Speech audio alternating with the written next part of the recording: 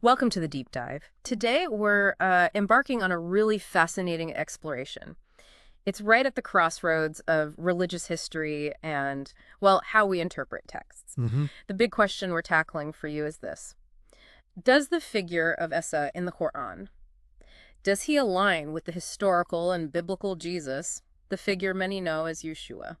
Yeah, it's a fundamental question, Yeah. and we're trying to give you a clear path through what is, admittedly, a complex discussion. We've got some great source material for this. It's based on an interfaith dialogue, really respectful, but, quite firm in the arguments presented. Absolutely. It features a host, Abdul Malik, a Muslim scholar, Dr. Ahmad, and a Christian theologian, Dr. David. Their back and forth really lets us dig into the details. Exactly. And the core tension, it just jumps out at you almost immediately. The Quran states in several places like Surah 3 and Surah 5 that it confirms previous scriptures, specifically the Torah and the Injil. Right? The Injil being understood in Islam as the original gospel given to Jesus, while Christians see the Gospels in the New Testament as that record building on the Old Testament. Okay, so the Quran says confirmation, but then you look at the New Testament's Jesus Yeshua, understood as the Son of God, crucified, risen, all central tenets. And then you turn to the Quran and you find Asa.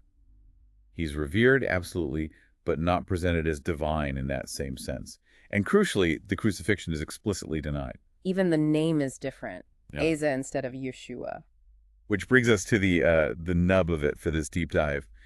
Is this confirmation, as the Quran states, or is it more like a theological reconstruction, perhaps? Let's try and unpack that. This claim of confirmation versus these, well, pretty significant divergences. You mentioned the big ones, divinity, crucifixion, resurrection, foundational for Christianity. And largely absent or directly contradicted in the Quranic account of Asa. And then there's the name, Yeshua, Hebrew, Asa, Arabic. Seems simple, maybe, a translation. Well, that's part of the debate. Names in these traditions often carry huge weight, don't they? They signify identity, purpose. So just changing the name itself raises questions. Okay, let's get into the specific viewpoints from our source dialogue. Dr. Ahmad, representing the Muslim perspective, his argument hinges on what the Quran confirms. Exactly. He argues it confirms the original revelations. The idea being that the text we have today, like the Bible, might not perfectly mirror that original message. Islam holds that alterations crept in over time. So, Isa is the Quranic rendering of Jesus. The exact origin, the etymology of the name Isa, is debated even among scholars. But for Muslims, Dr. Ahmad stresses, that doesn't diminish his status as a major prophet. The rejection of divinity and crucifixion isn't rejecting Jesus, but correcting what Islam sees as later theological shifts away from pure monotheism. Right. It's positioned as a correction back to the perceived original truth. Now, Dr. David, the Christian theologian, he flags this as a, quote, serious problem of continuity. Yeah, he asks, how can the Quran confirm the gospel if the central figure's name, mission prophet versus savior, and the entire narrative climax, the death and resurrection, are so different? He really emphasizes the meaning of the name Yeshua. He does, pointing out it means Yahweh is salvation in Hebrew, a name packed with theological meaning about Jesus' purpose from a Christian standpoint. And he contrasts that with Isa, arguing it lacks that clear etymological link and, therefore, that specific meaning. And he makes a strong claim that the name Esa doesn't appear anywhere before the Quran.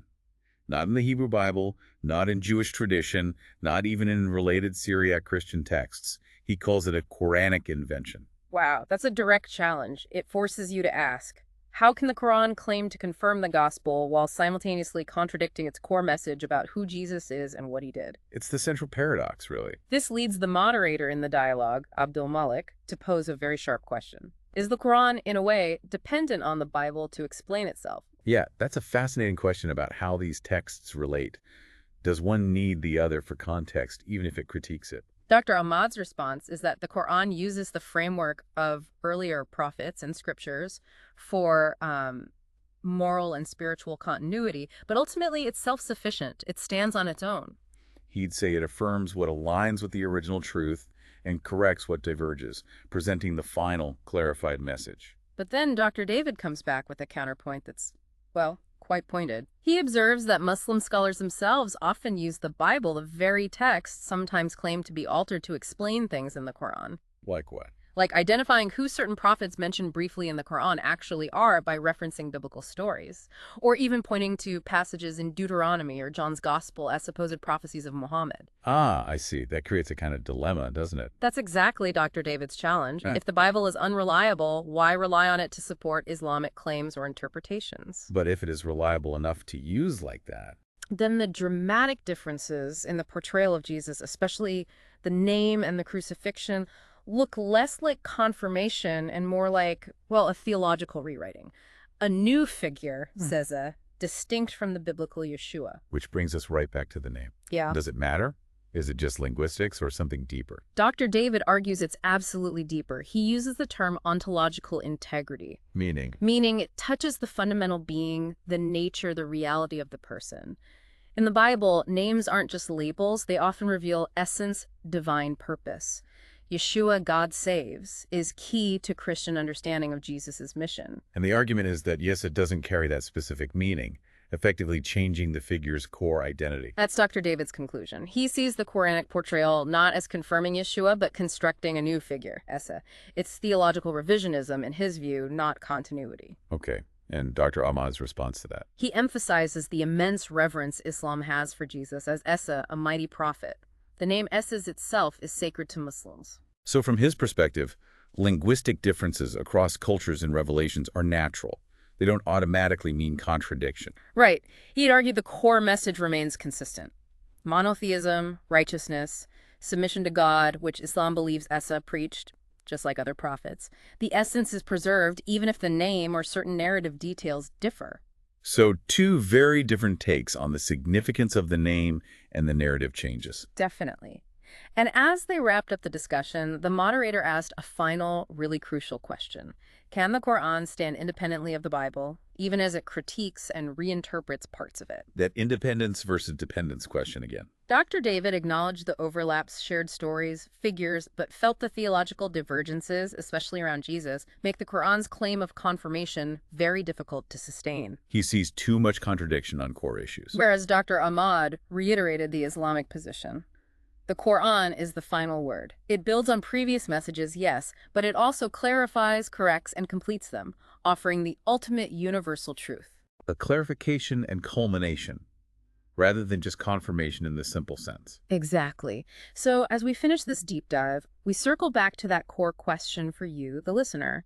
Is the Quranic Issa the same figure as the biblical Yeshua? And what do these differences in name, in narrative, in theology really tell us about how the Quran and the Bible relate to each other? We've seen how the name itself, Yeshua versus Sessa, becomes this focal point for much deeper theological debates about identity, continuity, and ultimately truth. It really prompts you to consider the weight of these textual differences. Yeah. Are you looking at confirmation, correction, or perhaps a fundamentally distinct theological understanding emerging in the Quran? Yeah, it's something that invites your own reflection, your own further exploration into this really fascinating intersection of faiths. Absolutely. These complex, thought-provoking topics are exactly what we love to dig into. And we'll certainly continue to do so in future deep dives. Thanks for joining us today.